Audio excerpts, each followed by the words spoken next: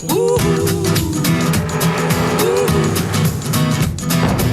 across a place in the middle of nowhere with a big black horse and a cherry tree. My heart hit a problem in the early hours, so I stopped it dead for a beat or two. But I caught some cord and I shouldn't have done it, and it won't forgive me after all these years. So I sent it to a place in the middle of nowhere with a big black horse and a cherry tree. No, no, you're not the one for me. Big black horse and a cherry tree. I can't quite get that 'cause my heart forsaken me. Big black horse and a cherry tree. I can't quite get that 'cause my heart forsaken me. Bonsoir à tous et à toutes et bienvenue sur le Nashville Super Speedway qui accueille aujourd'hui la 15e manche de la saison 2006 de NASCAR Busch. Le Tennessee et un air de rock'n'roll pour nous accueillir ici pour cette 15e manche de l'année. Pour la première fois de la saison, la Nextel et la Busch ne sont pas sur le même circuit. On vous racontera tout ça, mais d'abord, on va écouter évidemment les mots traditionnels. Gentlemen, start your engines!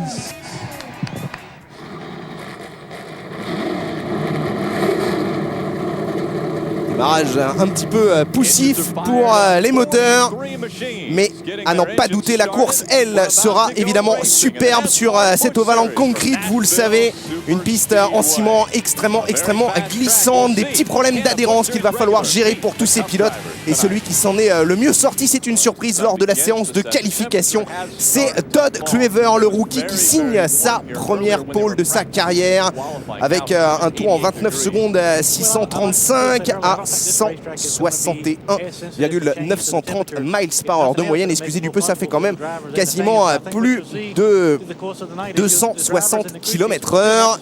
Ça va très vite ici, cet ovale du Nashville Super Speedway, long d'1,333 miles, a bouclé 225 fois ce soir, alors qu'on a déjà un petit problème dans les stands, visiblement pour le numéro 34 de Jeff Fuller.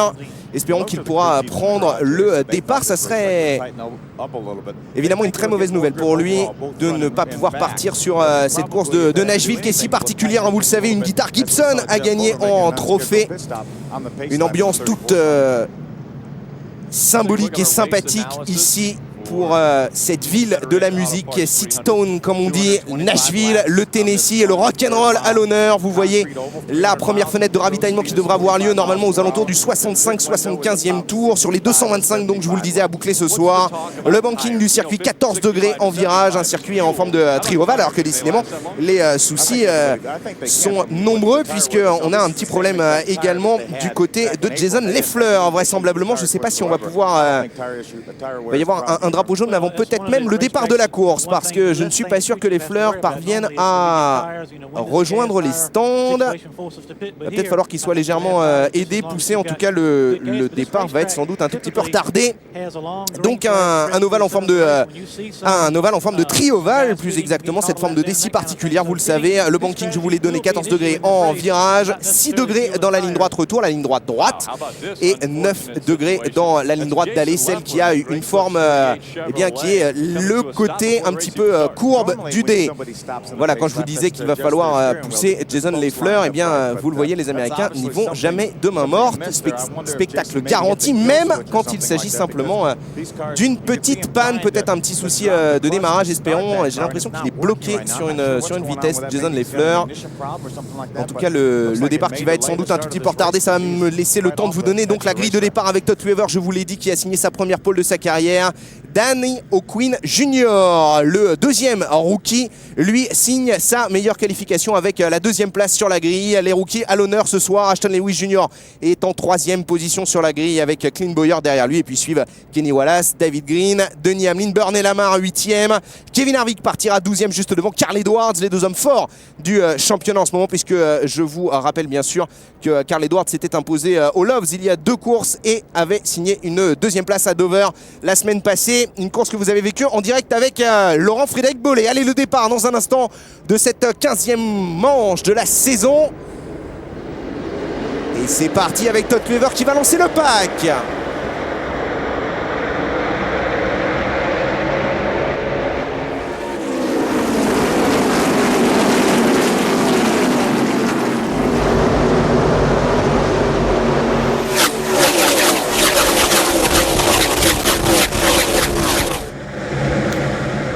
Et pour l'instant, c'est Todd Clever qui a réussi le meilleur départ incontestablement. Attention à Clint Bowyer qui va aller chercher Tournement. Entrer la deuxième place, il emmène avec lui Ashton Lewis Jr. Ouh, le petit contact peut-être entre Danny O'Quinn Jr. et Ashton Lewis Jr.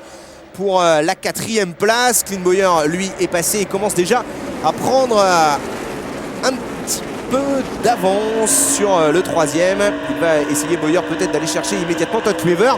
C'est assez surprenant de voir Todd Clever d'entrée de jeu. On n'a même pas bouclé un tour à peine. Et déjà le premier drapeau jaune avec cette sortie de Matt McCall. Il y a également la voiture de Kevin Harvick, numéro 33, qui est pilotée ce soir par Aaron Fike. C'est vrai qu'on a plutôt l'habitude, quand elle a ses couleurs, de voir le propriétaire Kevin Harvick à son volant. Et bien ce soir c'est Aaron Fike. Kevin Harvick, lui, est traditionnellement au volant de sa voiture numéro 21 du team Childress Racing. Et il va sans doute durer un petit moment ce drapeau jaune, parce que vous le voyez, la voiture d'Aaron Fike, ce qui est un petit peu plus inquiétant d'ailleurs, c'est que le pilote n'est toujours pas sorti. La voiture d'Aaron Fike est quand même très abîmée et on va devoir sans doute la mettre sur un plateau, ou en tout cas l'emmener à la ficelle jusqu'au stand. On va sans doute avoir 2-3 tours. Ouh, attention derrière, 2-3 tours de drapeau jaune. Attention derrière, vous avez vu, Reed Sorenson est impliqué également dans cet accident. Reed Sorenson, je vous le rappelle, vainqueur ici l'an passé. Il avait signé ici la première pole de sa carrière et la première victoire de sa carrière. Et on voit bien, gros contact sur l'arrière 3 de cette voiture numéro 41 du Chip Ganassi Racing, emmené donc par Reed Sorenson ici à l'image. Du reste, pour l'instant, ça s'est pas très bien passé pour Reed Sorenson. Il partait 36e sur la grille. Et décidément une saison bien difficile pour Reed Sorenson.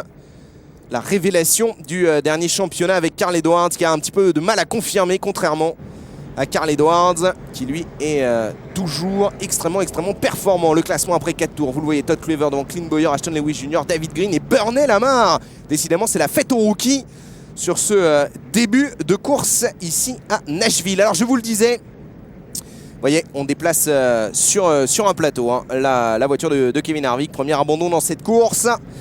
Ça n'empêchera néanmoins pas Aaron Fike de marquer des points, puisque vous le savez, tous les pilotes engagés qui prennent le départ marquent des points. Le 43e marquant 34 points. Et ce 43e, ce sera forcément Aaron Fike. Du reste, il me semble qu'il est parti tout seul à la faute, Aaron Fike. Et l'accident derrière de Matt McCall est plus une réaction en chaîne que vraiment une conséquence. Alors Reed Sorenson est toujours là. On voit que sa voiture est quand même bien abîmée sur le flanc droit. Je serais peut-être même pas étonné de le voir retourner au stand. Ouais, il est ressorti peut-être simplement pour éviter de perdre un tour, ou alors il va s'expliquer peut-être avec Matt McCall. Non, il va rentrer au stand. Et bien justement, on va s'y intéresser à Todd Clever, et le poleman surprise de cette course de Nashville.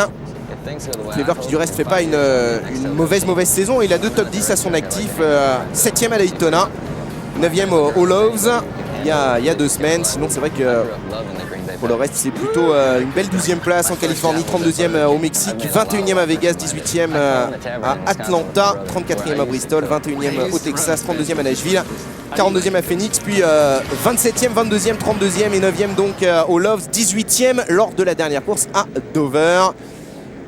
Et bien pour la première fois de sa carrière, lui qui dispute pour sa première saison complète en NASCAR Busch, et bien pour la première fois de sa carrière, donc il est en pôle et il mène un tour d'une course de NASCAR Busch. Il en a même mené 6, 4 sous drapeau jaune, mais quand même, et il va relancer le pack. Attention, derrière lui, il y a un client, Clint Bowyer, qui va bien évidemment essayer d'aller immédiatement prendre le commandement.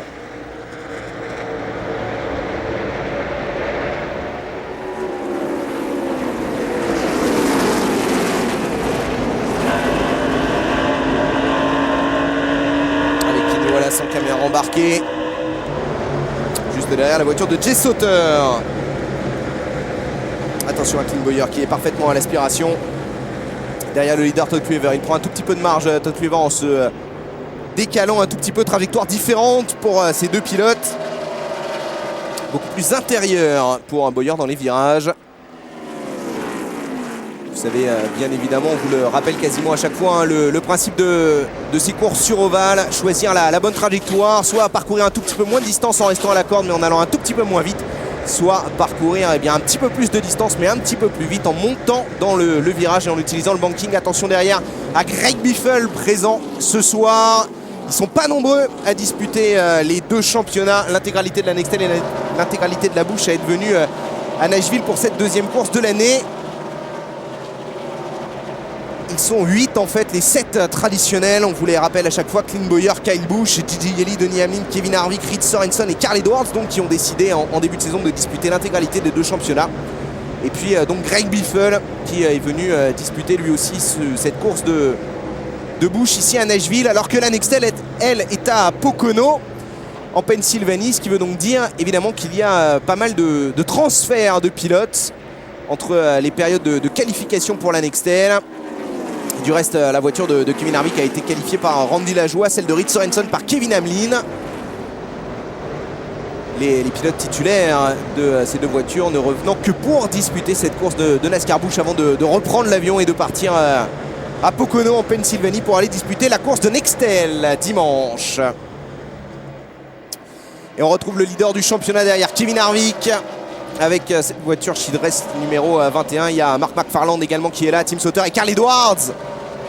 Alors on vous l'a dit, Carl Edwards et Kevin Harvick se sont un petit peu... attention Mark McFarland et Jay Sauter. J'arriverai pas à vous dire que Carl Edwards et Kevin Harvick sont les deux principaux duellistes pour le championnat. Kevin Harvick, vous le savez, il est en tête du championnat. 297 points devant Carl Edwards. Seulement voilà, comme je vous l'ai dit, Carl Edwards à Loves et à Dover s'est imposé à Loves, a signé une deuxième place à Dover et donc s'annonce un petit peu plus, monte en puissance et pourrait, pourquoi pas, nous offrir une superbe fin de saison face à l'homme le plus régulier de l'année, Kevin Harvick. 3 victoires déjà pour lui. Et surtout, à Dover, il a tout simplement signé son plus mauvais résultat de la saison. C'est une 13e place, hein, excusez du peu.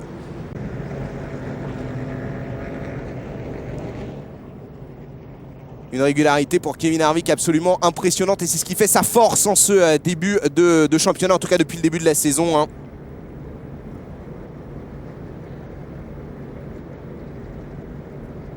12 top 10 en 14 courses. Voilà comment on mène avec quasiment 300 points d'avance un championnat de NASCAR Busch. Ça paraît quand même très bien parti pour lui, mais il va falloir essayer évidemment pour les autres, Carl Edwards, Clint Bowyer et Denny Hamlin surtout, d'aller contester un petit peu la domination du champion NASCAR Busch 2001, Kevin Harvick, qui a déjà été sacré donc dans ce championnat de NASCAR Busch.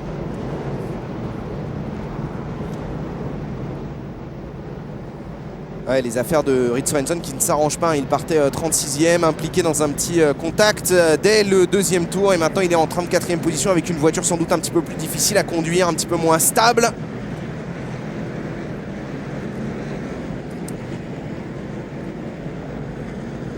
Ah, et vraisemblablement, du côté de Kevin Harvick, on n'est pas tout à fait satisfait du comportement de la voiture. Un tout petit peu loose, c'est-à-dire qui survire un tout petit peu.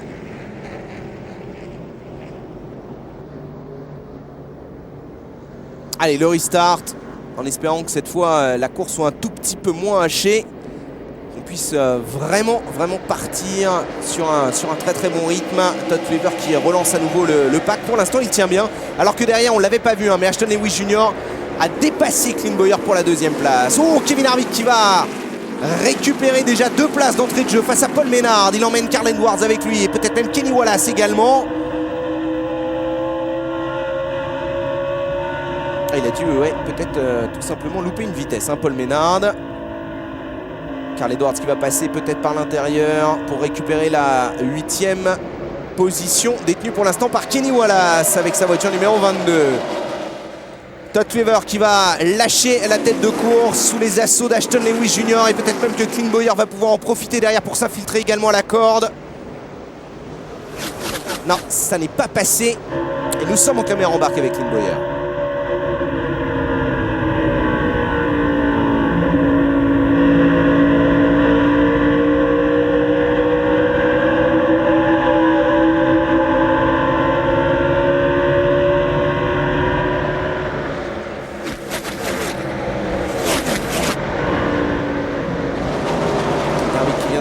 Dépasser Bernie Lamar. Évidemment, c'est pas le pilote le plus difficile à dépasser pour Kevin Harvick puisque c'est son coéquipier et un petit peu son petit protégé. N'ayons pas peur des mots. Par contre, ça va peut-être être un tout petit peu plus difficile pour Carl Edwards. Non, ça passe, mais il est bloqué par Danny O'Quinn Jr. devant lui.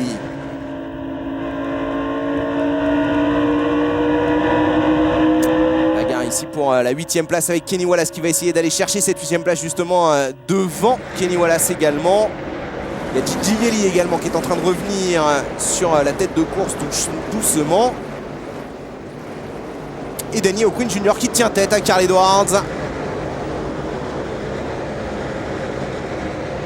Le voici Gigi Yeli à l'aspiration avec Kenny Wallace.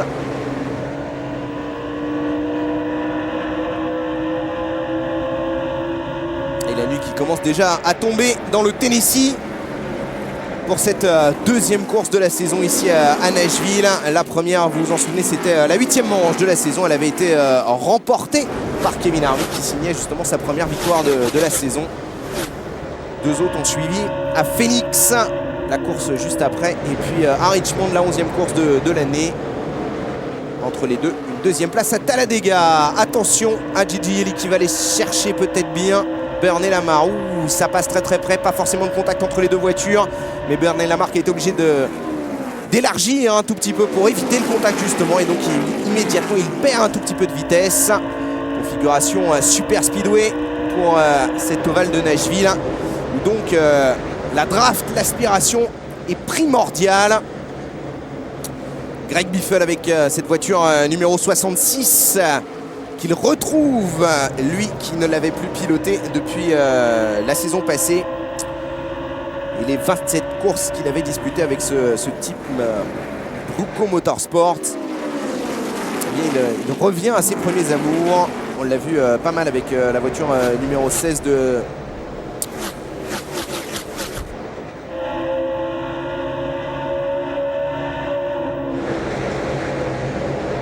C'est chaud cette bagarre entre Paul Menard et Kenny Wallace. Et attention derrière à David Reutemann qui va peut-être essayer d'en profiter au volant de cette voiture numéro 99, habituellement dévolue à Michael Waltrip. Boris Said qui passe également. Le classement après 24 tours, Ashton Lewis Jr. devant Todd Weaver, Clint Bowyer toujours 3e devant David Green, excellent 4e, Denny Hamlin 5e, Kevin Harvick 6e.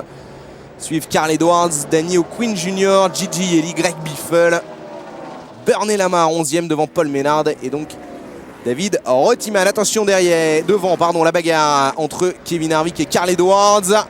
Eh bien, les deux duellistes du championnat ont décidé d'entrer de jeu, de se disputer la tête de course.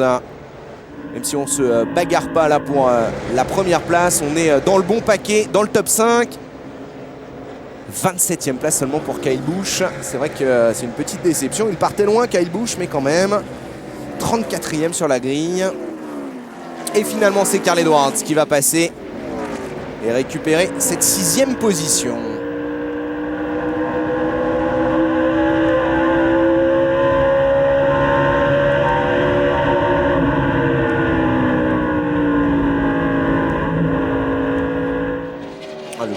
Creusé par Ashton Lewis Jr. en quelques tours sur Todd Weaver. Il fait peut-être un petit peu office de chicane mobile, Todd Weaver, dans ce coup-là. Clint Bowyer toujours 3e devant Denny Hamlin et David Green. Il a perdu une place, David Green. Il est désormais 5e.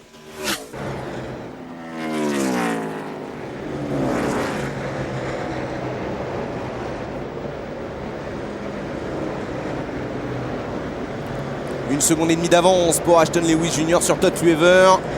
sous la pression toujours de Clint Bowyer. Il n'a pas réussi à le dépasser, Clint Bowyer, pour prendre la tête de course. Ashton Lewis, lui, est passé, a pris le large et maintenant, eh bien, vraisemblablement, Bowyer est exactement sur la même trajectoire que Todd Clever. Alors même s'il est un tout petit peu plus rapide, il va avoir du mal peut-être à le passer sans que Clever devant lui ne fasse une erreur. Gigi Eli également qui est en train de revenir en 8e position. Il fait le forcing pour essayer de venir au contact de Danny O'Quinn et récupérer une place.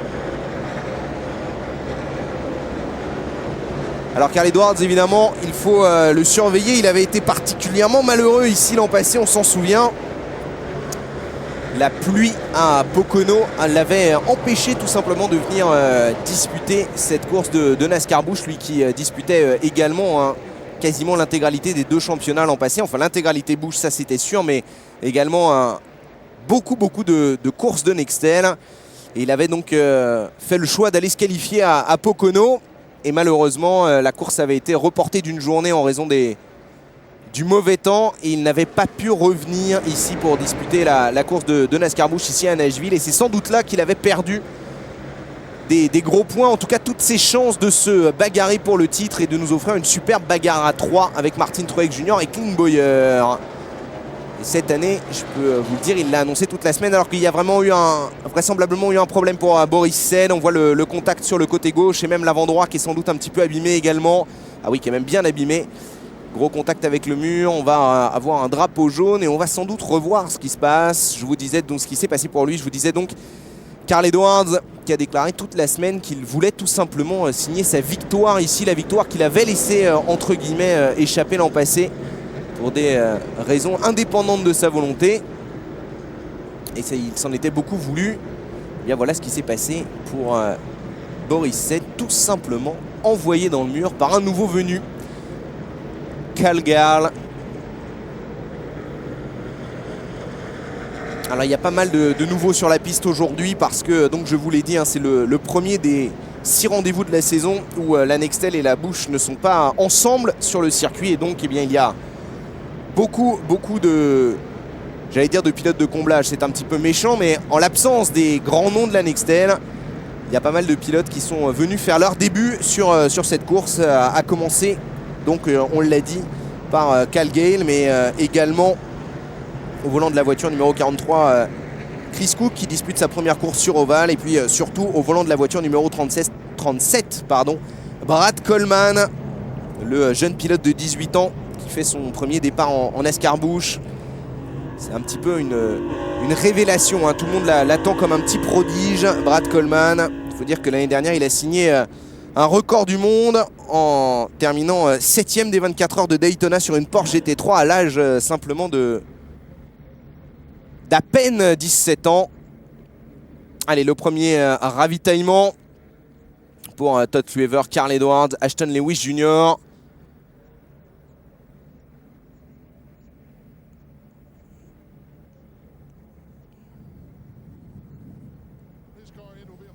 Ouais, c'est un petit peu long du côté d'Ashton Lewis Jr, 18 secondes. Je vous rappelle qu'un arrêt, attention même, ouais, il a failli y avoir un petit accrochage avec Chris Cook. Un arrêt en NASCAR, c'est plutôt 15-16 secondes, comme a fait Carl Edwards, 15 secondes 4 pour lui. Il va vraisemblablement repartir devant Ashton Lewis Jr. Carl Edwards, regardez, tout le monde est passé. Kevin Harvick également, de même que Gigi Eli. On profite de cette sortie de stand pour passer un petit coucou à Quentin, fidèle amateur de la NASCAR, qui nous suit évidemment avec passion aujourd'hui.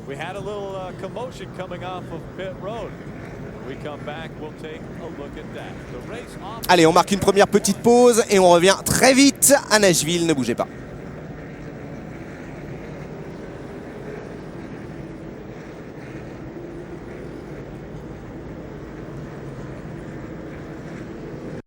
Le soleil qui se couche sur le Tennessee et sur le Super Speedway de Nashville qui accueille ce soir la 15e manche de la saison 2006 de NASCAR Busch.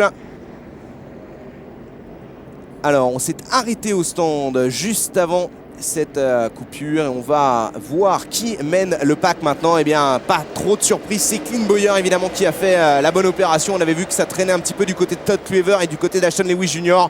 Donc Clint Bowyer, pardon, un nouveau leader juste devant Carl Edwards et Todd Weaver, 3e. 4e place pour Denis Hamlin devant Dan O'Quinn Jr. Kevin Harvick, excellent, 6e. Suivent Gigi Yeli, Ashton Lewis Jr. rentré premier, reparti 8e. Jay Slaughter, David Green, Paul Menard 11e, comme son numéro de voiture. Steve Wallace, excellent 12e, juste devant Kenny Wallace. 14e place pour Greg Biffle devant Bernie Lamar et Kyle Busch, qui vraisemblablement ne s'est pas arrêté. Pas plus d'ailleurs que Reed Sorenson, pointé désormais 19e. La bagarre dans ce peloton entre Gigi Yeli et Todd Weaver, et puis derrière entre Ashton Lewis Jr. et Danny O'Quinn Jr. Attention, c'est chaud devant, hein. Ouais, entre Todd Weaver et Gigi Yeli. C'est passé vraiment ric-rac. Il va falloir faire attention pour Todd Weaver parce qu'évidemment c'est un rookie, on vous l'a dit. Et il n'a peut-être pas l'habitude non plus, hein, d'être si haut dans le peloton et de devoir bagarrer avec des gars comme justement Kevin Harvick, Carl Edwards, Clint Bowyer, des grands noms de la NASCAR Busch. Alors, eh oui, on nous remonte les malheurs justement d'Ashton Lewis Jr. Et regardez, tout le monde tire pas. Ouh, ça a été très très chaud, hein, entre Carl Edwards et Clint Bowyer au restart. Il a failli prendre le meilleur, Carl Edwards. Enfin, plutôt qu'au restart, en sortie des stands, pour être tout à fait précis.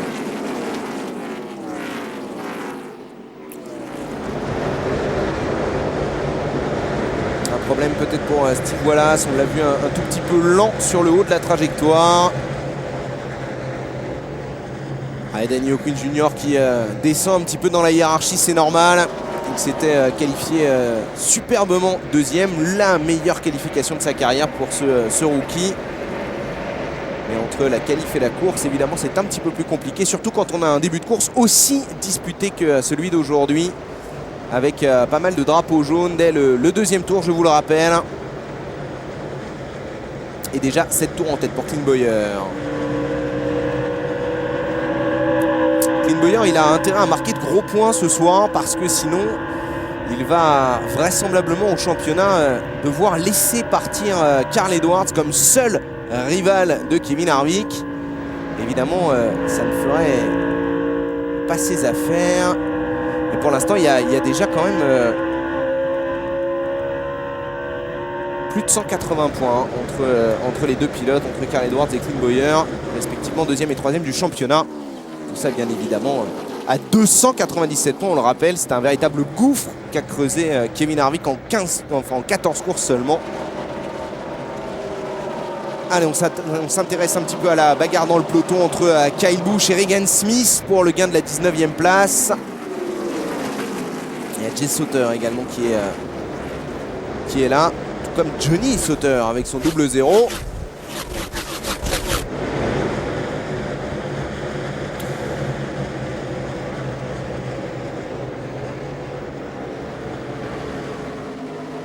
Il n'est pas à la fête ce soir, Kyle Busch. On le trouve sans doute un petit peu lent, ou alors il reste caché dans le peloton, mais c'est pas vraiment son habitude.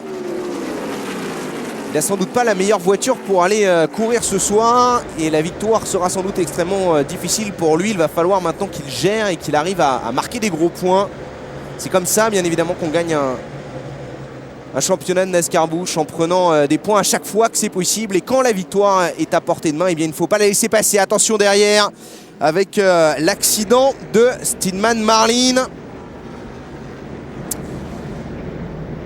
On va revoir ce qui s'est passé pour le pilote de cette voiture numéro 95. C'est dommage, hein, c'est le local de l'étape. Stedman Marlin, originaire de Columbia. Ça passe un peu dans l'herbe, je ne sais pas trop ce qu'il fait. Il a raté l'entrée des stands, Stedman Marlin.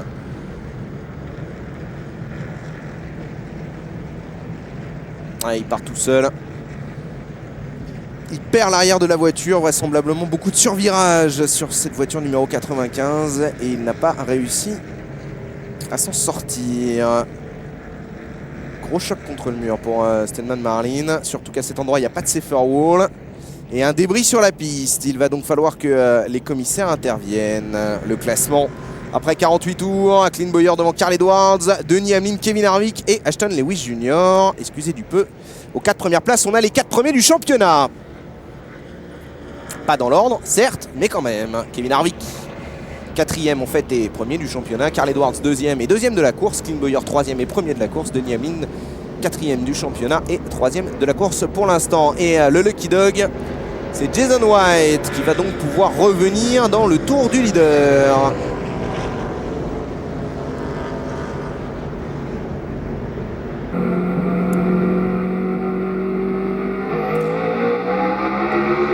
Allez, le restart peut-être en caméra embarquée. Ouais, ça paraît un peu étonnant de voir un restart. Ça aurait été, cela dit, assez amusant de voir par la caméra embarquée du leader Clint Bowyer s'il pouvait prendre tout de suite un petit peu le large devant Carl Edwards. En tout cas, derrière, on a vu que Kenny Wallace a passé, il me semble, Bernie Lamar, de même que Greg Biffle et David Green sont en train de passer Paul Menard avec son numéro 11. Il paraît très rapide sur ce restart, Greg Biffle. Il va falloir qu'il se méfie Danny O'Quinn Jr. juste devant lui avec son numéro 50.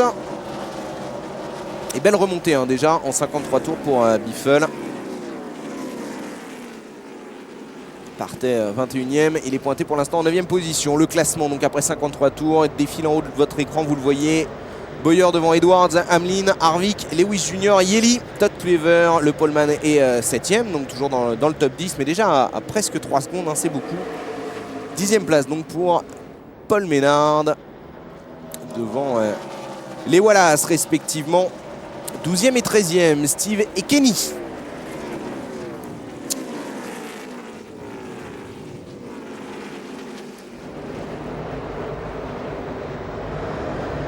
On s'intéresse à cette bagarre entre Dan O'Quinn et Greg Biffle. Et ouais, Dan O'Quinn, il n'a pas vraiment le choix. Hein. Il est obligé de venir mettre la pression sur Todd Clever. Parce que Biffle derrière pousse très très fort. Et ça va sans doute passer d'ailleurs pour Greg Biffle par l'intérieur qui va aller chercher cette 7e place. Et là, c'est un véritable cours que prend Danny O'Quinn Jr. Attention, devant le leader, Clint Bowyer, en train d'être rattrapé par Carl Edwards. Et une nouvelle fois, il paraît être extrêmement rapide. Hein. Carl Edwards, il va falloir le surveiller pour la gagne. Il paraît avoir la voiture pour aller chercher la victoire ce soir. Clint Bowyer également. Hein. Il paraît avoir une très bonne machine ici à Nashville. Tout simplement, c'est le châssis qui lui a permis de terminer 2e hein, ici en avril derrière son coéquipier au sein du team Childress, Kevin Harvick. Le même Kevin Harvick qui court d'ailleurs, hein, lui aussi sur le châssis qui a gagné ici en début de saison. Alors c'est assez amusant d'ailleurs parce que bon, évidemment Kevin Harvick c'est le vétéran on va dire de la NASCAR par rapport à Clint Bowyer qui serait plutôt le rookie de la NASCAR puisque lui ne dispute que sa 2e saison complète. Et bien pourtant c'est Clint Bowyer qui a le plus grand nombre de départs ici en NASCAR Busch. 5 départs, 1 victoire. C'était lors de la 2e course 2005. Et 5 top 5 en 5 départs. Il a toutes les positions du top 5 à son actif. Premier, donc on l'a dit, mais également 2e, 3e, 4e et 5e, Clint Bowyer. Alors que Kevin Harvick, lui, n'en est qu'à son 3e départ ici. Mais sur 2 départs effectués, il a 2 top 5, dont 1 victoire. Il n'est pas leader du championnat par hasard.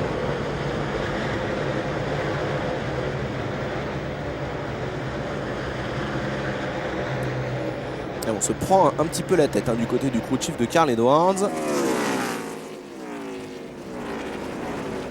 Ah, ça va sans doute pas passer pour ce tour-là, mais ça ne saurait tarder.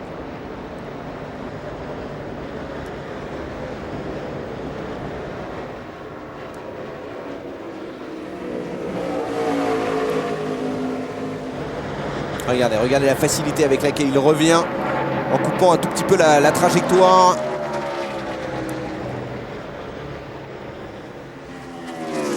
Et pour l'instant, Clint Bowyer sur une trajectoire extrêmement défensive s'en sort admirablement bien. Et ça va quand même devenir un petit peu difficile parce que vraisemblablement il est un tout petit peu plus rapide, Carl Edwards, et il passe assez logiquement pour récupérer la tête de course. Prise de pouvoir de Carl Edwards devant Clint Bowyer, toujours en troisième position. Denny Hamlin devant Kevin Harvick et Gigi Yeli. Et un cinquième leader différent. Le classement après 59 tours, Edwards devant Bowyer, Hamlin, Harvick et Yeli.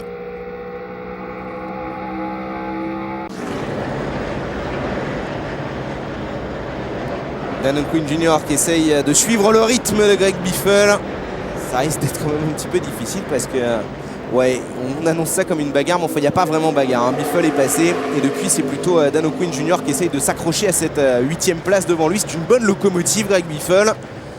Et avec le phénomène d'aspiration, la draft, eh bien, il va tout simplement peut-être réussir à remonter en compagnie de Biffle sur Todd Cleaver devant. On va essayer de suivre tout ça. Pendant ce temps-là, le classement qui défile en haut de votre écran. 24e place pour Reed Sorenson. C'est vraiment pas sa saison et on doit se poser un petit peu la question du côté du Chip Ganassi Racing et savoir si on a vraiment fait un bon choix de disputer les deux championnats, la Busch et la Nextel. Conjointement cette année, c'était peut-être un tout petit peu tôt pour Reed Sorenson, comme pour l'équipe d'ailleurs. Et on voit que Sorenson, dès que Casimir, son coéquipier de Nextel, n'est pas avec lui en Busch, eh bien il a beaucoup plus de mal à trouver ses repères. C'est un petit peu surprenant d'ailleurs. En tout cas, un qui n'a pas de mal à retrouver ses repères, je peux vous le dire, c'est Carl Edwards. Il est en train de mettre tout simplement une valise au deuxième Clint Bowyer.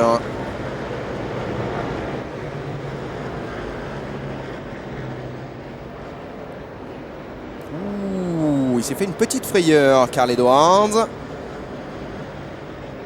À force d'attaquer pour creuser, il ne faudrait pas qu'il en fasse trop non plus.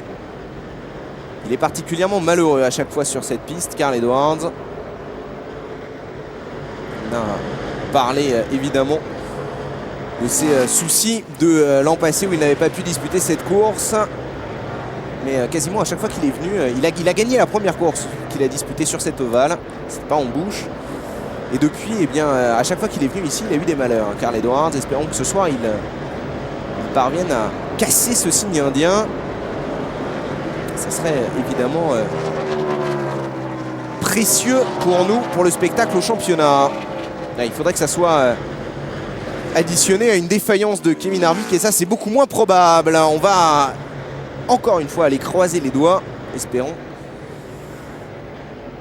qu'on va pouvoir assister à une belle course de Carl Edwards et pourquoi pas des malheurs pour Kevin Harvick, qui nous permettrait de repartir d'ici avec un championnat un tout petit peu plus serré.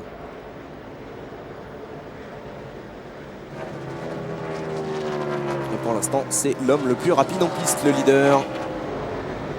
Alors, le record en qualification ici, il est détenu par Martin Truex Jr. depuis avril 2004 avec un tour en 166 miles 515. Ça fait du 268 km/h quand même. Et le record de la course date de 2002, juin 2002, avec Jack Sprague qui s'était imposé avec une vitesse moyenne de 125,244 miles par heure, soit 201 km/h, 1,5 de moyenne, sur donc 225 tours.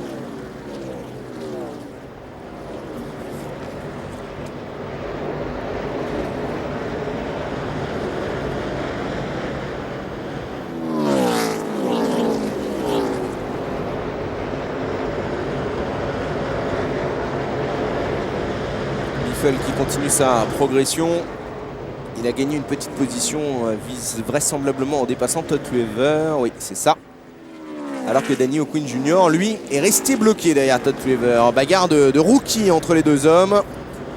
On va d'ailleurs faire un petit point sur ce championnat rookie. Et c'est toujours Bernie Lamar qui mène. La révélation de Daytona, lui qui avait terminé deuxième pour cette première course de l'année. C'est donc toujours Lamar qui mène avec 139 points, soit 13 de mieux que le plus ancien des rookies, John Andretti. Vous savez que malgré toute son expérience en Nextel, comme c'est sa première saison complète en en escarmouche, eh bien John Andretti figure dans ce classement des rookies. Il a un top 10 à son actif pour l'instant, John Andretti, contre 3 top 10 et un top 5 en 14 départs pour Bernie Lamar. Todd Cleaver, lui, occupe le 3e rang à 14 points du leader Bernie Lamar. Mark McFarland est lui 4e à 19 points. Danny O'Quinn Jr. est 5e à 24 points. Autant dire qu'il y a de toute façon une bagarre de prestige. Et pour le championnat rookie entre Danny O'Quinn Jr. et Todd Cleaver. Allez, on se réintéresse à Kyle Busch, un petit peu empêtré dans le peloton. Regardez peut-être la facilité avec laquelle Denny Hamlin va passer. Ouais, ça c'est symptomatique, hein. Il concède un tour.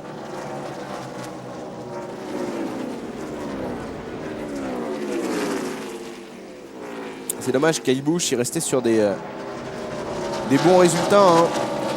4 top 10 sur les 5 dernières courses. 3e à Talladega, 9e à Richmond, 6e à Darlington, 23e seulement aux Loves, mais suite à un accident, on s'en souvient, et 6e à Dover.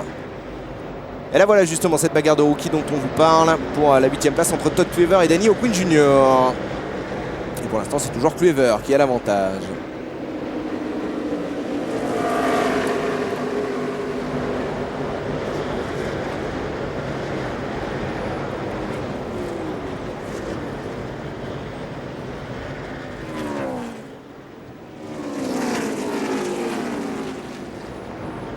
Il n'arrive pas à trouver l'ouverture, Danny O'Quinn Jr. Pour l'instant, il va devoir se contenter de la 9e place. Et attention derrière, parce que derrière, il y a Paul Menard qui est en train de revenir en 10e position.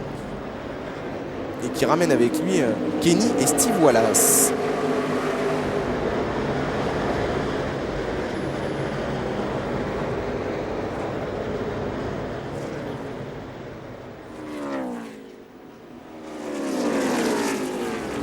Paul Menard, c'est le plus performant, le mieux placé des pilotes qui ne disputent pas la Nextel, ce qu'on appelle les réguliers de la Nextel. Et en effet, il est 8e du championnat, mais déjà à 589 points d'Harvick.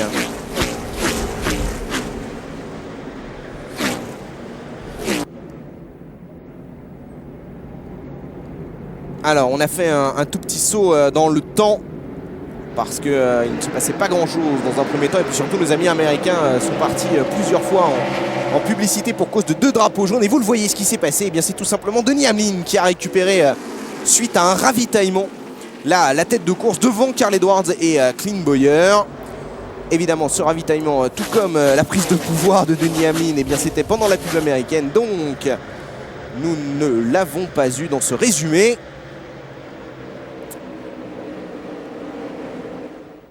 Mais vous le voyez, ça ne va pas durer très très longtemps parce que Carl Edwards est extrêmement pressant sur Denny Hamlin.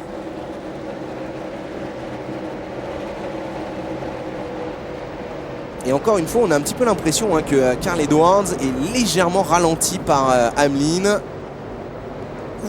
Premier petit contact plus intimidation qu'autre chose, mais il va passer et récupérer son bien. Carl Edwards, voilà, devant Denny Hamlin, et peut-être que Clint Bowyer, même derrière, va essayer d'en profiter. À l'aspiration, il est encore un petit peu loin Bowyer, mais il arrive.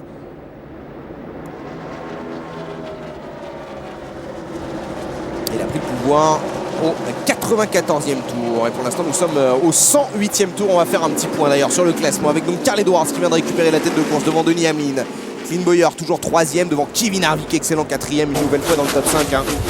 Gigi Ellie 5e devant Ashton Lewis Jr. Paul Menard 7e, Greg Biffle 8e, Steve Wallace 9e devant David Rottiman, John Wood, Dan O'Quinn Jr. retombé à la 12e place devant Todd Cleaver, mais il a réussi à passer. Donc Todd Cleaver 14e position pour Kenny Wallace devant John Andretti 15e. Et on va retrouver derrière la bagarre entre Johnny Sauter et Regan Smith pour le gain de la 18e place.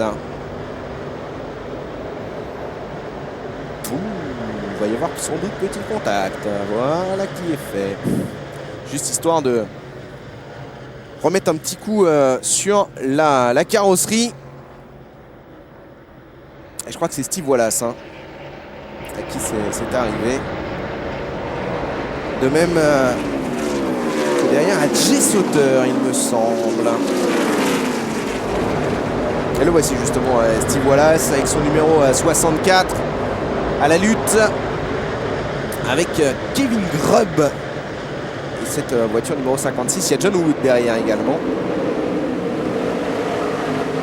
Kevin Grubb non plus, hein, c'est pas le plus connu des pilotes de NASCAR Busch. Et bien John Wood, il n'est pas allé de main morte pour faire comprendre à Steve Wallace qu'il voulait passer. Et Wallace n'a pas eu d'autre choix que de lever un tout petit peu suite à ce petit contact. Et immédiatement, vous le voyez, Grubb est passé et John Wood également. 32e position pour Kyle Busch. C'est vraiment une course à oublier pour l'instant pour le pilote Rick Hendrick.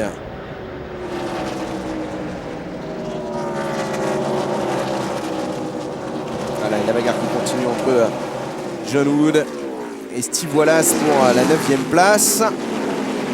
Et il va la récupérer, Steve Wallace, cette 9e place devant John Wood. C'est pas fait quand même, c'est pas fait. Parce que tout simplement, il a l'avantage de l'aspiration devant lui, hein, John Wood. Mais voilà, là dans le virage, voilà, sans doute à la corde. Ouais, ça survire un tout petit peu pour Steve Wallace. Et vous voyez une voiture un tout petit peu loose et immédiatement, eh bien, on est obligé de soulager. Et du coup, non seulement John Wood prend la poudre d'escampette, mais en plus, il se retrouve sous la menace de David Rottiman, Steve Wallace.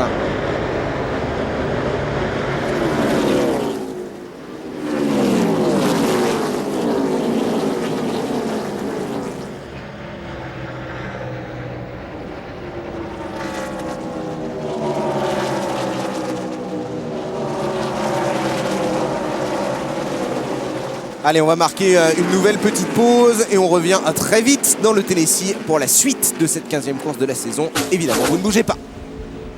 Pour Nashville, Tennessee, pour la 15e manche de la saison 2006 de NASCAR Busch. Et toujours Carl Edwards, facile leader de cette course, vous le voyez. Il a quasiment creusé un gouffre d'avance devant Denny Hamlin. L'homme qui a dépassé le plus, gagné le plus de positions, plus exactement, c'est John Wood pour l'instant. Il pointe en 9e position. Il a donc gagné 23 places, puisqu'il partait du 32e rang sur la grille. Excellente course de John Wood, qui du reste on a bien besoin, parce que sur ces derniers résultats, c'est un petit peu la Bérésina. 38e à Richmond, 33e à Darlington, 37e au Loves, 40e à Dover. Lui qui avait pourtant commencé sa saison par une excellente 4e place à Daytona. C'est vrai que depuis, c'est un petit peu plus difficile, hein, pour John Wood.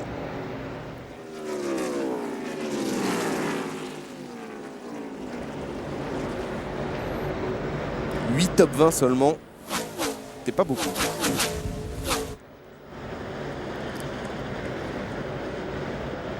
Et il va essayer de résister peut-être au retour de Steve Wallace. Alors la bagarre Steve Wallace, John Wood, 2e manche. C'est peut-être dans un instant. Pour l'instant, il va falloir d'abord que Steve Wallace se débarrasse de la pression de David Rottiman derrière lui.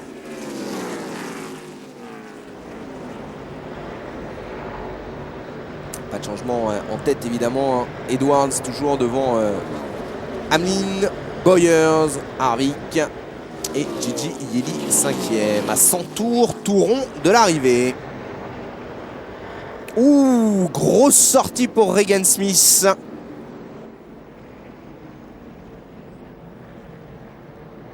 Alors on va voir ce qui s'est passé malheureusement pour le New-Yorkais. Enfin plutôt le natif de l'état de New York, c'est pas la même chose. Ah, il perd du liquide sur la piste, ça par contre c'est pas très bon signe. Ah, il est peut-être pas tout seul dans la bagarre. Il était pris en sandwich par les frères Sauter. Johnny en bas avec le double 0 et Jay en haut avec son numéro 01.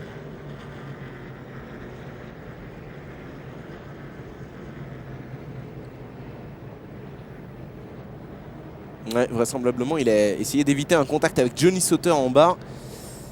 Et il est allé toucher Jay Sauter en haut. Et évidemment, c'est garage direct hein, quand on voit l'état de l'avant de la voiture, mais surtout de la roue avant droite complètement ouverte. C'est évidemment l'abandon pour Regan Smith. Et le drapeau jaune donc, avec le safety car et Carl Edwards qui pour l'instant passe au travers de toutes les embûches et fait une course absolument magnifique. Alors ça y est, il va rentrer au stand. Attention à Denny Hamlin. Il était deuxième, Denny Hamlin, et lui a fait le choix de ne pas rentrer. Un coup tactique, il se décale. Le pilote du Joe Gibbs Racing. Alors on va voir si c'est payant.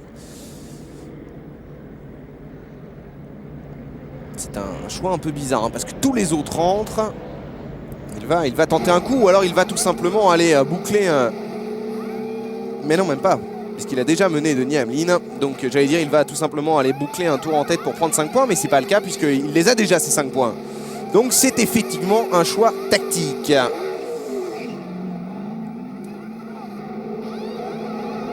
Alors Kevin Harvick est reparti derrière Gigi Yeli hein. Il a donc virtuellement perdu une position, mais je pense plutôt que c'est Gigi Yeli qui a fait un super départ, parce qu'il un super arrêt au stand, parce qu'il me semble qu'il est deuxième maintenant virtuellement derrière Carl Edwards.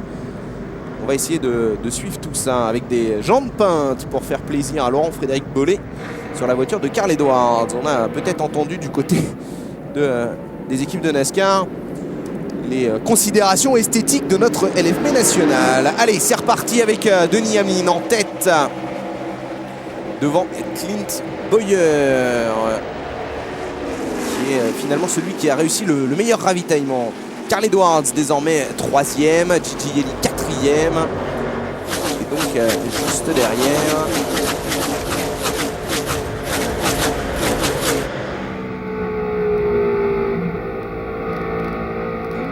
Oui, petit problème de survirage du côté également de Denny Hamlin.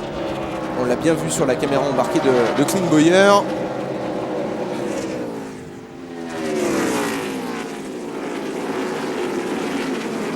Clint Bowyer, il paraît quand même être très bien armé ce soir, hein, tout comme Carl Edwards pour jouer la victoire. Dans les deux cas, c'est une bonne nouvelle pour nous, évidemment, en vue du championnat, ou derrière la grosse bagarre. Ces images toujours impressionnantes de ces voitures de NASCAR en pack. Attention, Denny Hamlin qui va céder la tête de course, mais peut-être pas Clint Bowyer si ça va. Carl Edwards également qui a essayé d'en profiter, et du coup, eh bien, Clint Bowyer est allé refermer la trajectoire, et ça va permettre peut-être à Denny Hamlin de ressortir devant dans le virage. Ouais, mais là sur la trajectoire intérieure, c'est forcément Clint Bowyer qui va passer pour récupérer la tête de course. Ouais, c'est fait pour Clint Bowyer. Et Carl Edwards qui va peut-être essayer de limiter les trois voitures qui se suivent, les trois rivaux de Kevin Harvick au championnat. Ils sont là. Clint Bowyer, Denny Hamlin, Carl Edwards. Je vous rassure, entre guillemets, Harvick n'est pas très loin non plus, hein. Il doit être en 5e ou 6e position. On va vous dire ça dans un instant en faisant un petit point sur le classement à 90 tours de l'arrivée. Mais pour l'instant, c'est bien et bien Clint Bowyer qui mène cette course devant Denny Hamlin et Carl Edwards.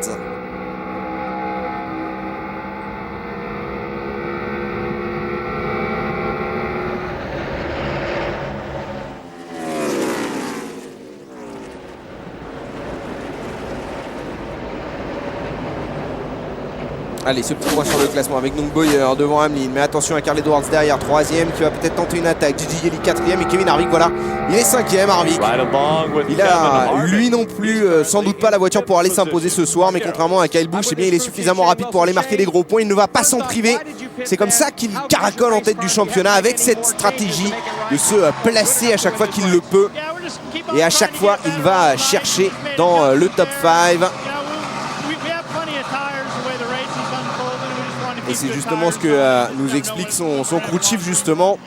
On est peut-être un petit peu limite sur l'exploitation des pneus sur cette piste et on sait qu'on est assez rapide pour aller prendre de gros points. Notre objectif c'est simplement de terminer dans le top 5 aujourd'hui. La victoire, si on peut la signer, on va aller la signer bien évidemment, mais pour l'instant c'est surtout de ne pas lâcher le groupe de tête qui nous intéresse. Et pour l'instant objectif pleinement rempli pour Kevin Harvick. 5e, même s'il est un tout petit peu décroché par rapport aux 4 hommes de tête, Clint Bowyer, Carl Edwards, Denny Hamlin et Gigi Yeli.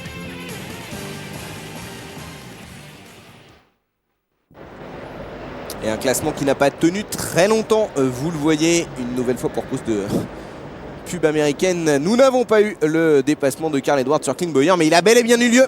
Et Carl Edwards a récupéré son bien, la tête de la course devant Bowyer. On va revoir ça.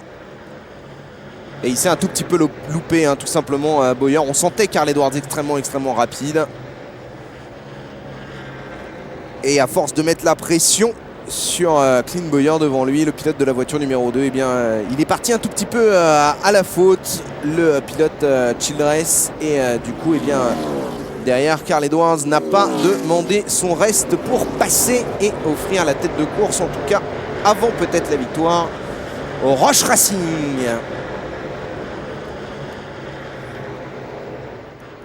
Hamlin un petit peu loin déjà, mais peut-être encore la possibilité pour lui d'aller jouer dans les troubles faits lors du prochain ravitaillement, mais il doit commencer à souffrir un petit peu. Je pense qu'il attend un drapeau jaune avec impatience pour peut-être changer ses gommes, parce que certes il est toujours très rapide à la 3e place, mais il n'arrive vraisemblablement pas à suivre le rythme des leaders devant. Attention derrière, Kevin Harvick qui va aller récupérer une petite position supplémentaire, la 4e. C'est toujours des points de prix pour le leader du championnat, lancé en pleine gestion de son avance. Kevin Harvick qui a eu des mots un petit peu durs contre les pilotes habituels de la NASCAR Busch, qui se plaignent en permanence bien sûr de la présence des pilotes de Nextel, qui disent qu'ils viennent un petit peu troubler le championnat, la régularité de ce championnat de NASCAR Busch en prenant des victoires. Et c'est vrai que si on regarde sur les 14 premières courses de la saison, eh bien c'est tout simplement 14 pilotes qui disputent la Busch et la Nextel qui se sont imposés, en tout cas qui sont réguliers de la Nextel, qui se sont imposés. Eh bien Kevin Harvick a tout simplement répondu que sans eux, le championnat de NASCAR Busch n'aurait pas la même aura, ça c'est quasiment certain, mais surtout n'attirerait pas autant de spectateurs dans les tribunes, redeviendrait finalement ce championnat de 2e division, la 2e division de la NASCAR comme il avait l'habitude d'être encore il y a ne serait-ce que 2 ou 3 saisons.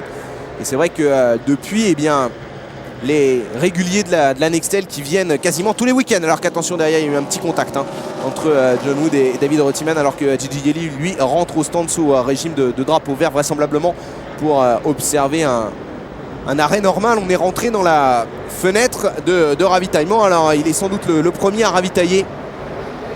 Gigi Yeli, il ouvre le bal, mais il ne faudrait pas maintenant qu'il y ait un drapeau jaune, parce que sinon vous le savez, tactiquement ce serait extrêmement mal joué du côté de Gigi Yeli. Oui, donc je vous le disais, sans la présence des pilotes de Nextel, ce championnat serait sans doute encore la 2e division, alors qu'aujourd'hui on ne peut vraiment plus parler de 2e division quand on voit ne serait-ce que les audiences américaines. Pour ce championnat de NASCAR Busch, c'est vraiment l'égal de la Nextel, ou quasiment. La division 1 bis, plus exactement des courses sprint d'un côté, c'est le championnat Busch, avec des courses qui font à peu près 300 miles, et puis un championnat un petit peu plus d'endurance, qui sont les courses de Nextel, qui elles tournent aux alentours de 500 miles. Et vraiment, c'est 2 plateaux à chaque fois qui sont extrêmement fournis. Et d'ailleurs, ça se voit ce soir où il n'y a pas beaucoup de pilotes de Nextel, pour cause, une nouvelle fois, je vous le rappelle, de calendrier différent entre la Nextel et la Busch. Ici, nous sommes en Busch à Nashville, alors que la Nextel, elle, est à Pocono, en Pennsylvanie, ce qui fait que finalement, on n'a que 8 pilotes qui font le double duty ce soir. Eh bien, les pilotes on le voit bien ce soir, l'absence de ces pilotes de Nextel rend la course un petit peu molle, et ceux qui sont devant, ceux qui sont vraiment en bagarre, eh bien voilà, ce sont les 5 premiers du championnat, les 5-6 premiers du championnat. Kevin Harvick, Carl Edwards, Clint Bowyer, Denny Hamlin, Kyle Busch, Gigi Ellie et même Greg Biffle qui doit pas être loin non plus de ce top 5. Ce sont tous des champions, des pilotes de Nextel, et donc on a bel et bien la confirmation que ce sont eux qui viennent faire le spectacle, et ce sont eux également que les spectateurs viennent voir sur toutes ces courses de NASCAR Busch.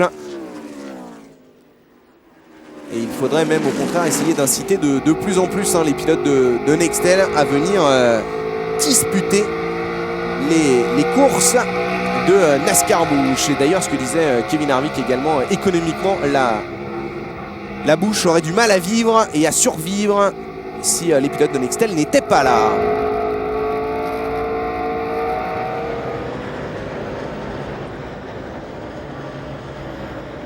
Oh, petit contact entre David Reutemann et John Wood.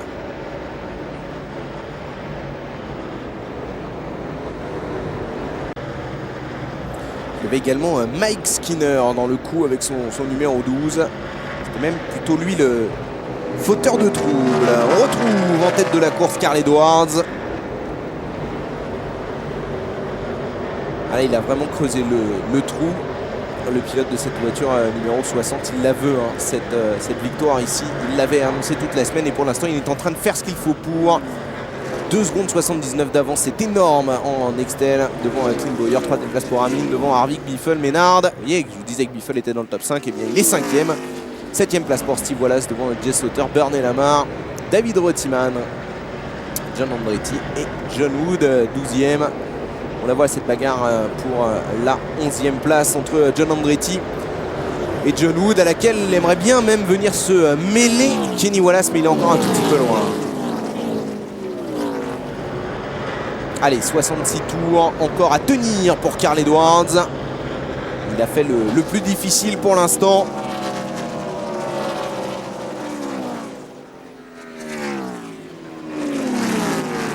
Et les affaires ne s'arrangent pas pour Kyle Busch. Il est 31e à 6 tours du leader. C'est pas glorieux. Derrière, on retrouve Cale Gale, le rookie qui s'en sort pas si mal. Il est 21e pour ses grands débuts en NASCAR Busch. Il avait disputé une course ici. Il a fait ses débuts plus exactement ici en ARCA en avril dernier. Il a terminé 6e. Le classement à 65 tours de l'arrivée. Edwards toujours devant Bowyer, Hamlin, Harvick, Biffle, Ménard et Steve Wallace. Jess Slaughter qui est revenu dans le top 10, il est 8e. Devant Bernie Lamar, encore une fois bien placé. David Reutemann, John Andretti, John Wood, Kenny Wallace.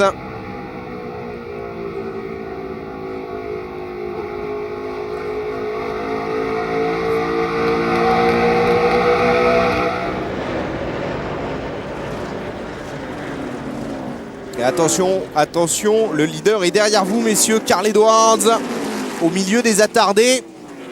Il va falloir qu'il fasse extrêmement attention. Oh là là là là, ouais, c'est très chaud entre Cale Gale avec son numéro 1. Carl Edwards, je peux vous dire qu'il n'est pas serein là. Il est tellement malheureux sur cette piste qu'il doit forcément y penser. Ne commettre aucune erreur. Même simplement en dépassant les pilotes retardataires ou en prenant des tours aux pilotes retardataires. Se tenir à l'abri de tous les accrochages. Et c'est passé sur ce coup-là, dans ce petit paquet. Et cette bagarre entre David Green. Ah, on va peut-être avoir un superbe dépassement, ouais, sur Mike Skinner. C'est dommage qu'on ait quitté la caméra embarquée. Ça nous aurait fait un coup de... Ricardo Zonta se faisant dépasser par Michael Schumacher et Mika Hakkinen à Spa, on s'en souvient. Littéralement pris en sandwich par les deux pilotes. Et bien c'était exactement pareil pour Mike Skinner avec Cale Gale à sa gauche et David Green à sa droite.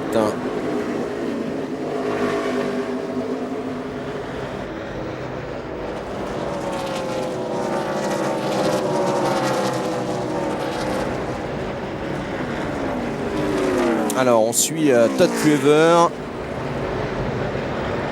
Serait synonyme de problème pour le rookie? Je ne pense pas. J'aurais même tendance plutôt à croire que c'est tout simplement parce que c'est le rookie le mieux placé de la soirée. Le poleman surprise de cette 15e course de la saison. On va voir ça avec ce petit point sur le classement à 60 tours de l'arrivée. La voiture de tête, c'est celle qui porte justement le numéro 60. Carl Edwards devant Clint Bowyer. En caméra embarquée avec Clint Bowyer. Devant Denis Hamlin, Kevin Harvick et Paul Menard qui vient de rentrer dans le top 5. Et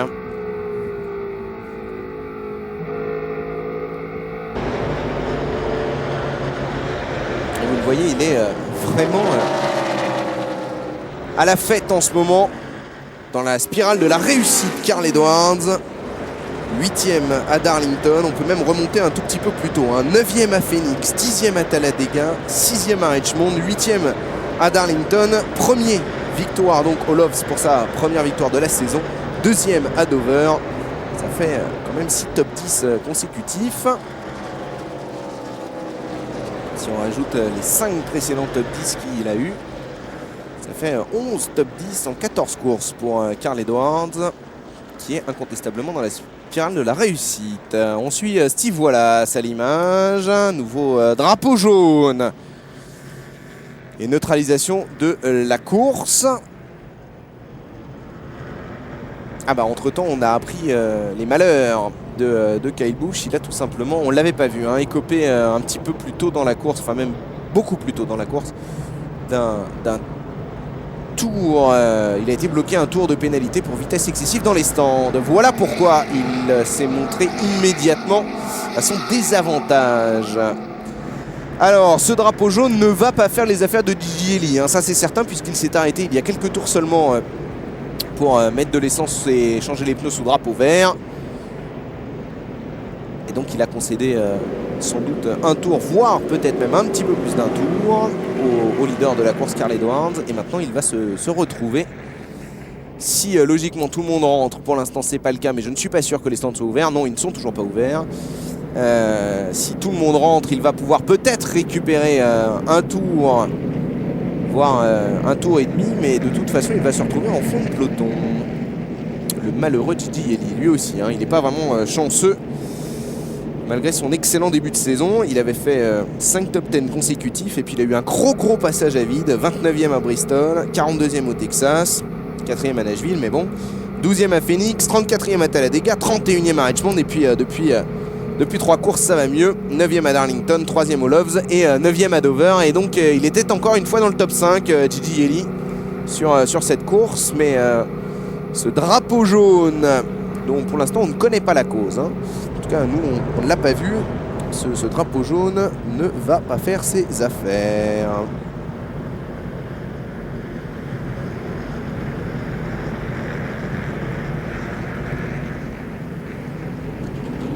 Ah bah voilà, l'explication, vous l'avez, un débris sur la piste.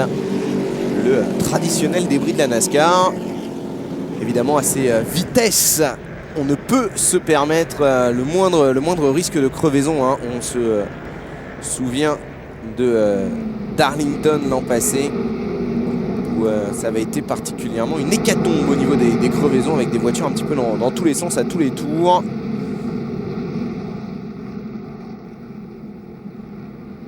Alors, les leaders, c'est assez logique, rentrent. Bon, ça va permettre à Gigi Ellie sans doute de récupérer son tour de retard, mais de toute façon, il repartira en fond de peloton. Ça se passe bien du côté de Carl Edwards, du côté de Clint Bowyer également. À 15,5, c'est un bon arrêt pour Bowyer, alors que ça traîne énormément du côté de Carl Edwards. 18 secondes et il va perdre la tête de course. Clint Bowyer repart en tête, il a même failli se faire piéger par Denis Hamlin. Et évidemment on est content du côté de chez Clint Bowyer. À 37 tours de l'arrivée, récupérer la tête de course. Mais écoutez, c'est sur ces histoires, c'est sur ces images, de joie non dissimulée des mécanos de Clint Bowyer qu'on va marquer une dernière petite pause et on revient très vite à Nashville pour la fin de cette 15e course de l'année. Bien évidemment, vous restez avec nous et vous ne bougez pas.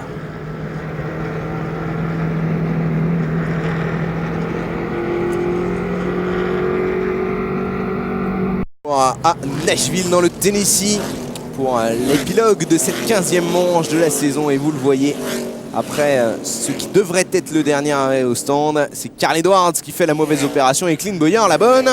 Et derrière Kevin Harvick fait une mauvaise opération aussi puisqu'il est reparti 5e derrière Paul Menard alors qu'il était rentré 4e devant Paul Menard. Gigi Yelly, on l'a vu, eh bien, est le premier à un tour mais après l'attribution du Lucky Dog.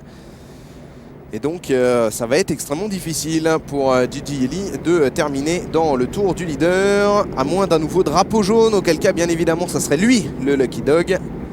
Mais de toute façon, grosse déception pour Gigi Yelly. Cela dit, il n'avait sans doute pas d'autre choix que de s'arrêter au stand pour changer les pneus. Peut-être que les gommes auraient pu tenir encore un peu, mais l'essence à mon avis devait commencer à manquer dans le réservoir de cette voiture numéro 18 de Joey Gibbs. Allez, le Pescar qui a éteint sa rampe lumineuse. Ça va donc repartir avec Clint Bowyer qui va lancer la meute avec Carl Edwards derrière qui fait chauffer les pneus au maximum, tout comme Denny Hamlin, Paul Menard et bien évidemment Kevin Harvick. Je peux vous dire que Paul Menard, il va avoir la pression de Kevin Harvick derrière lui. Sur les restarts, il est toujours extrêmement performant, tout comme Carl Edwards du reste, ce qui veut donc dire eh bien, que Clint Bowyer aura exactement la même pression. Allez, c'est parti. Ah, j'y ai cru, mais non. Il nous a fait une petite fausse joie, Clint Bowyer, avec ce petit coup d'accélérateur en caméra embarquée. Mais en fait, c'est juste vraisemblablement pour tenir les pneus à température. Et regardez tout le peloton derrière qui fait vraiment chauffer les gommes au maximum.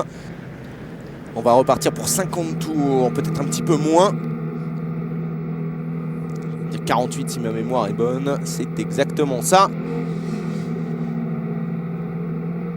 Et c'est donc Clint Bowyer qui va relancer le pack.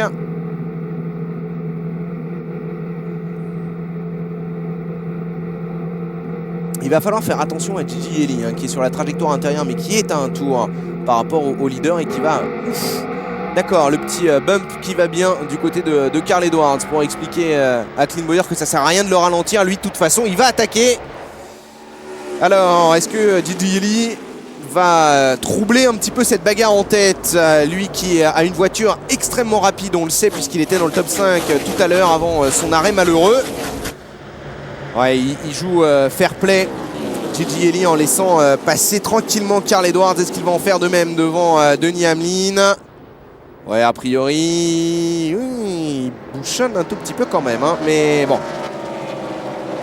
Ah non, il n'arrive pas à passer pour l'instant Denny Hamlin. Ça va lui prendre un petit peu plus de temps que prévu. Et bien évidemment, dans ces conditions, eh bien, vous le voyez, les deux hommes de tête, eux, se sont tout simplement échappés. Biffle, derrière, récupère un tour devant Steve Wallace.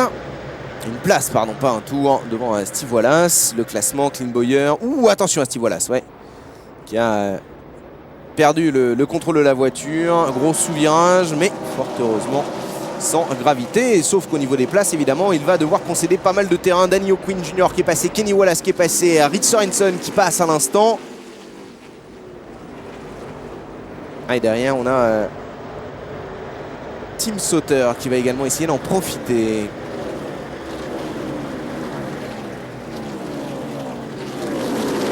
Il est 22e au final, Rich Sorensen pour l'instant. Alors, qu'est-ce qui s'est passé pour Steve Wallace?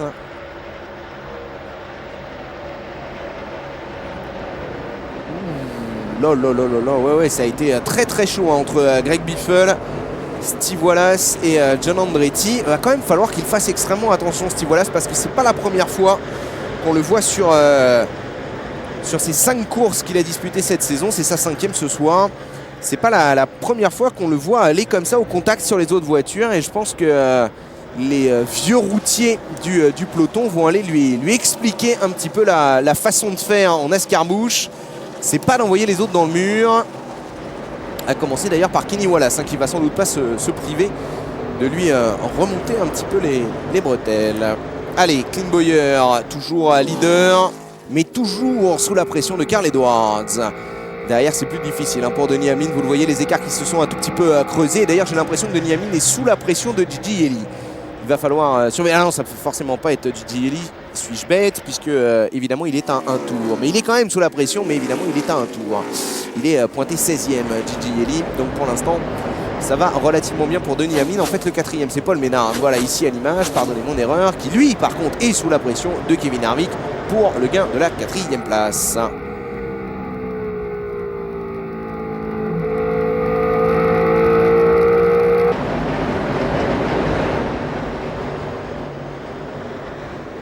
Allez, à 40 tours de l'arrivée, ça commence à chauffer un petit peu dans les rétroviseurs de Clint Bowyer.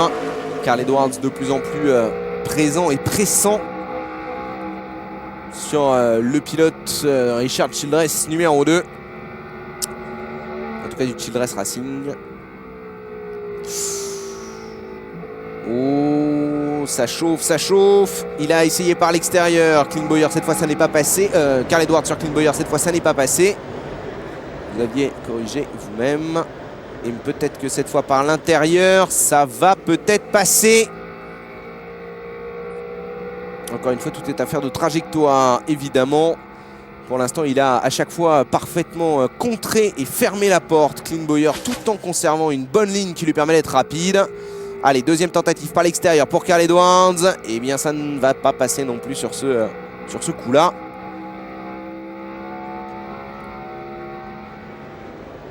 Et derrière, Kevin Harvick, vous l'avez vu, qui est passé, vous le voyez plus exactement dans votre petite fenêtre de droite, qui est passé et a creusé tout de suite l'écart devant Paul Ménard. On retrouve évidemment la bagarre en tête de la course à 38 tours, 37 bientôt de l'arrivée. Alors, par deux fois, Carl Edwards a essayé à l'extérieur, ça n'est pas passé. Est-ce que cette fois, par l'intérieur, ça va être la bonne ? Ah, c'est bien parti pour Carl Edwards, les deux voitures côte à côte. Et ça passe tranquillement pour Edwards devant Clint Bowyer. Edwards qui récupère son bien la première place. C'est loin d'être immérité eu égard au nombre de tours qu'il a mené. Il est d'ores et déjà assuré de prendre les 5 points pour avoir mené le plus grand nombre de tours, Carl Edwards. Il va falloir faire attention derrière parce que oui, c'était exactement ce qui me semblait. Kevin Harvick est en train de remonter sur les hommes de tête. Alors évidemment, dans un premier temps, il remonte d'abord sur Gigi Elli qui est à un tour. Mais comme c'est loin d'être le pilote le moins rapide aujourd'hui, Gigi Elli, ça va lui faire une parfaite locomotive, une parfaite aspiration pour Kevin Harvick pour pourquoi pas aller chercher Denis Hamlin.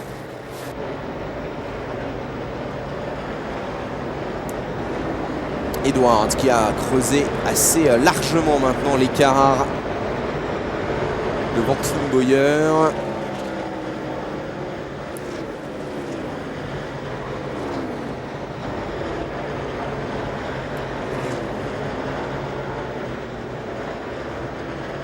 Ah oui, c'est ce qui lui était arrivé l'année dernière, malheureusement, Carl Edwards. Une petite précision que je ne vous avais pas donnée, mais vous en souvenez sûrement pour que l'anecdote soit tout à fait complète. La course de Pocono, la course de Nextel, eh bien c'est lui qui l'avait remporté. Il était d'autant plus malheureux qu'il se sentait en mesure de réaliser le sweep, c'est-à-dire de gagner la course de Busch et la course de Nextel du week-end. Et donc, pour cause d'intempéries, en Pennsylvanie, il n'avait pu venir courir comme il le souhaitait la course de Busch ici à Nashville l'an passé. Et donc il avait perdu tellement, il était arrivé en leader et vous l'avez vu, il était reparti 4e du championnat et c'est sans doute là qu'il avait perdu toute chance de titre. Carl Edwards, cette année ça ne sera pas pareil, c'est certain. Il est là et bien là. Carl Edwards et il va... C'est peut-être encore un peu tôt pour dire qu'il va aller signer la victoire, mais enfin il paraît quand même très bien parti. Il va falloir surveiller juste derrière éventuellement un accrochage qui mettrait à néant évidemment l'écart qu'il a creusé sur Clint Bowyer. Il va falloir se méfier également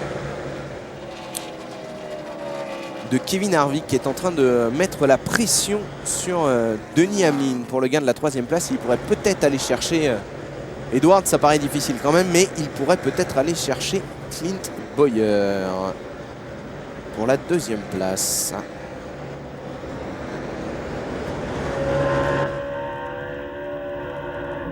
Et justement, nous sommes avec Kevin Harvick et la voiture devant, c'est tout simplement Denny Hamlin.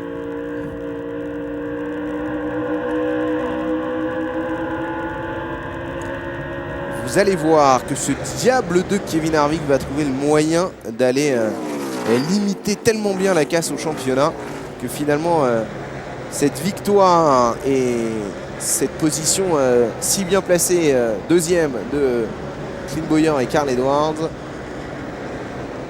eh bien, vont annuler les bonnes performances de ces 2 pilotes au championnat et il repartira avec quasiment le même nombre de points qu'il est arrivé, Kevin Harvick. C'est de toute façon, pour l'instant, la saison de Kevin Harvick est extraordinairement impressionnante. On retrouve un petit peu plus loin la bagarre derrière. Bagarre à distance entre David Reutemann et Paul Menard.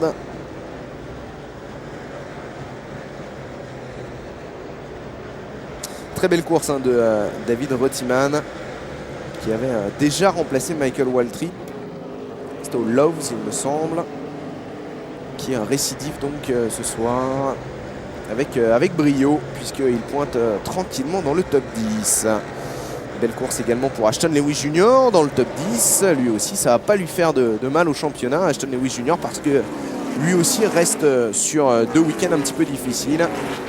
28e au Loves, 42e à Dover. Et le meilleur rookie, Dan O'Quinn Jr. 11e pour l'instant. Le poleman, lui, Bernie Lamar est beaucoup plus... le poleman, lui, Todd Cleaver est beaucoup plus loin par contre. Bernie Lamar, lui aussi, est plus loin. Mais pas de beaucoup. Il doit avoir juste 2 ou 3 positions juste derrière Danny O'Quinn Jr. Le classement donc, Edwards devant Bowyer, Hamlin, Harvick et Paul Menard.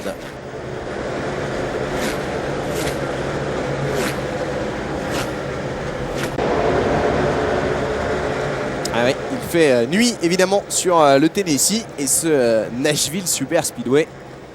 Ah bah on va même plus avoir de lune du tout. Voilà, il fait tout noir avec des gros nuages dans le ciel, mais bien évidemment, en tout cas on l'espère, pas de pluie. À 30 tours de l'arrivée, ça serait vraiment dommage. Ça serait absolument dramatique s'il se mettait à pleuvoir maintenant. Simplement même une grosse averse pour Carl Edwards. Ça serait une nouvelle fois le signe qu'il est décidément maudit sur cette piste. En tout cas pour l'instant tout va bien. Oui, je disais à 30 tours de l'arrivée tout à l'heure, évidemment à 16 tours de l'arrivée. Clint Bowyer toujours en 2e position derrière Carl Edwards, mais loin derrière. 3e place pour Denny Hamlin devant Kevin Harvick ici à l'image. Il s'est rapproché nettement, Kevin Harvick. Alors est-ce que le retardataire devant va lui faciliter la tâche en bloquant un tout petit peu Denny Hamlin? C'est possible.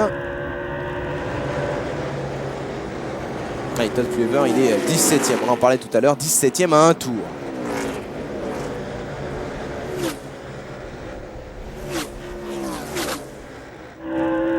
Ça va être très dur pour Denny Hamlin de résister à Kevin Harvick.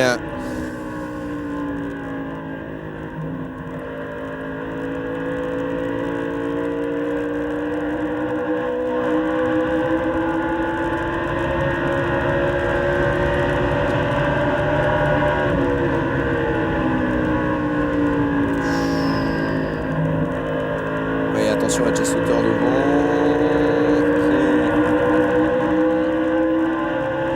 Pardon, Jason White.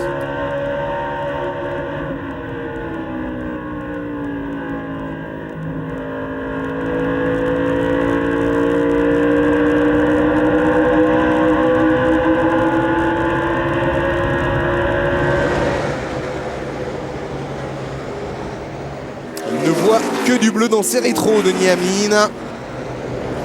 va retrouver une bagarre à distance de l'autre côté pour Greg Biffle et David Rottiman, il me semble. Alors là, il faut que vous sépariez les yeux, décoordonniez la vue pour regarder à gauche la bagarre Biffle-Rottiman, à droite la bagarre Amin-Harvick, ou alors vous choisissez une des deux bagarres. À mon avis, la plus intéressante à suivre est celle de droite pour la 3e place de cette course entre Denny Hamlin et Kevin Harvick. Bon, cela dit, c'est chaud hein, quand même pour Biffle, mais Rottiman pour l'instant est un petit peu court en vitesse pour aller chercher Greg Biffle.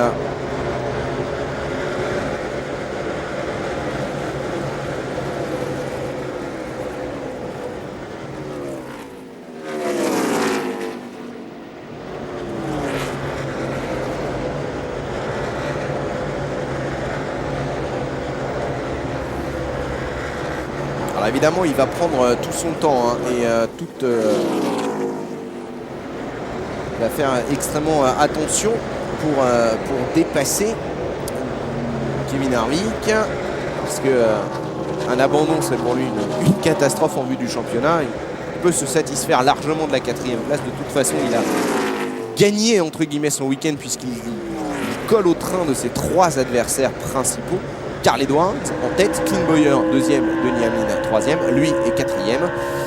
Donc il ne faudrait surtout pas qu'il s'accroche, mais pour le plaisir, je pense qu'il va quand même essayer de mettre un petit peu la pression sur Hamlin et aller essayer de récupérer une petite position, histoire aussi de psychologiquement marquer un petit peu les esprits de ses adversaires, et notamment de Carl Edwards, qui lui est en pleine spirale de la réussite pour l'instant. Je ne peux pas dire que ce ne soit pas le cas de Kevin Harvick, hein. Ça c'est lui, il est carrément dans la spirale de la réussite depuis le début de la saison, mais il reste néanmoins qu'il y a aussi énormément d'importance à donner à ce genre d'attitude en piste. On n'a pas la voiture pour aller forcément gagner, mais on va se battre jusqu'au bout pour essayer de gagner une petite position, même si on n'en a pas forcément extrêmement besoin. S'il trouve l'ouverture, il va y aller, et l'ouverture, il la trouve au moment même où l'on en parle.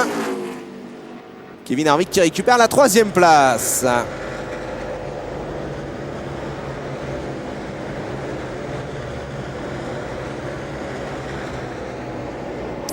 Alors, toute la question est de savoir si en 8 tours seulement, Kevin Harvick peut aller chercher le leader Carl Edwards. À mon avis, ça va être extrêmement difficile, hein, je vous le dis tout de suite.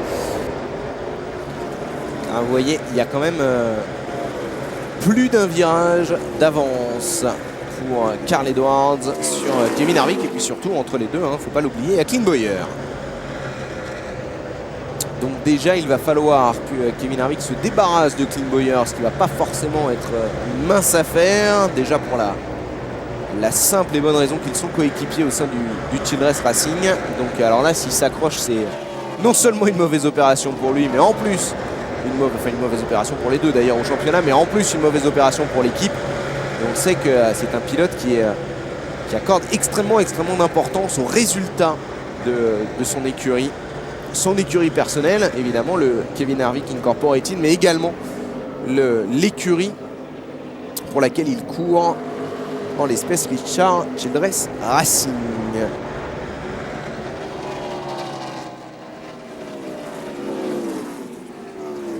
Allez, à 5 tours de l'arrivée, Clint Bowyer qui espère peut-être encore un peu, mais ça va quand même être particulièrement dur pour Clint Bowyer d'aller chercher Carl Edwards. Regardez, il a quasiment presque la moitié de la ligne droite de retour d'avance, Carl Edwards sur Clint Bowyer. Et du reste, vous le voyez, avec cette petite incrustation, il y avait l'écart qui diminue à un moment et puis qui reprend sur le tour suivant. Il joue un petit peu au chat et à la souris pour l'instant, Carl Edwards. Et vraisemblablement, il sait qu'il a les moyens de tenir en tête les 4 tours qu'il reste ici sur ce Nashville Super Speedway. On va retrouver derrière la bagarre pour la 11e place entre Bernie Lamar et Kenny Wallace. Quand je vous disais tout à l'heure que Bernie Lamar n'était pas très loin de Danny O'Quinn Jr., eh Eh bien, Danny O'Quinn Jr., il est juste devant.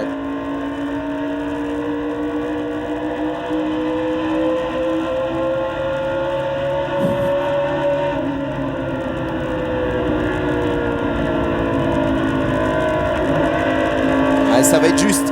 Ça va être quand même un petit peu juste, je pense, pour Kenny Wallace, sauf erreur de Bernie Lamar devant. Vraisemblablement, ça va être un petit peu difficile pour lui d'aller récupérer une position. Le leader, Carl Edwards, qui n'a plus que 2 tours à tenir ici à Nashville pour aller enfin vaincre ce signe indien qui le poursuit sur ce circuit. Et pour l'instant, il faut quand même reconnaître maintenant que c'est très bien parti pour le pilote Jack Roush, qui va aller signer peut-être sa 2e victoire en 3 courses après son succès du Loves. Et hormis Jeff Burton qui l'a battu un petit peu de manière un peu chanceuse, on va dire, à Dover, même si ça n'enlève rien à sa victoire. Eh bien, ça aurait pu faire une 3e victoire consécutive hein, pour Carl Edwards, puisque je vous rappelle qu'à Dover, il a terminé 2e. Allez, voilà, il va aller franchir la ligne. Carl Edwards, la révélation du championnat 2005, qui définitivement pose sa patte et confirme tout le bien que l'on pense de lui.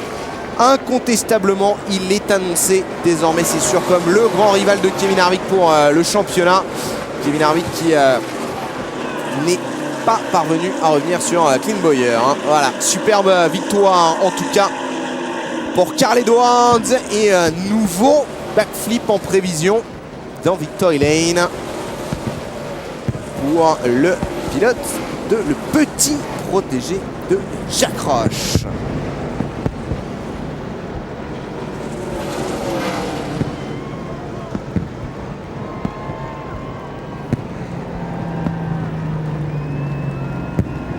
Et très belle course encore une fois de Kevin Harvick, il faut le souligner, hein. Il termine 3e derrière Clint Bowyer.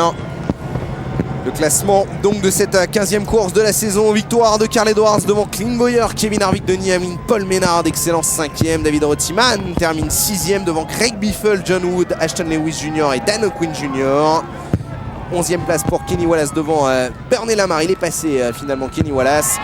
13e rang pour Jay Sauter devant son frère Johnny Sauter. 15e place pour Steve Wallace devant le malheureux Gigi, et Lee Todd Cleaver termine lui 17e. Et le traditionnel backflip. Fireworks continuing off the backstretch for the Federated Auto Parts 300. Voilà, on va faire un petit détour par Victory Lane, évidemment, pour retrouver le vainqueur du jour. Et décidément, l'homme en forme.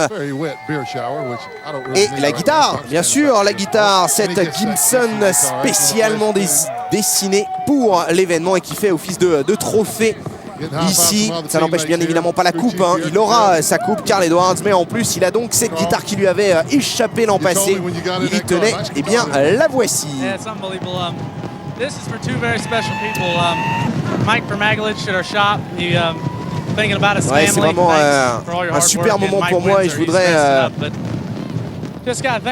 dédicacer d'une certaine manière ce résultat à 2 personnes, mon crew chief d'abord et puis une personne qu'il a citée qui est de son entourage proche. La voiture était absolument formidable, la tactique imparable et on a vraiment été les plus forts ce soir. C'est évidemment eu une immense satisfaction pour Carl Edwards qui du coup revient un tout petit peu au championnat à 272 points seulement de Kevin Harvick. Clint Bowyer lui reste 3e à 393 points du leader.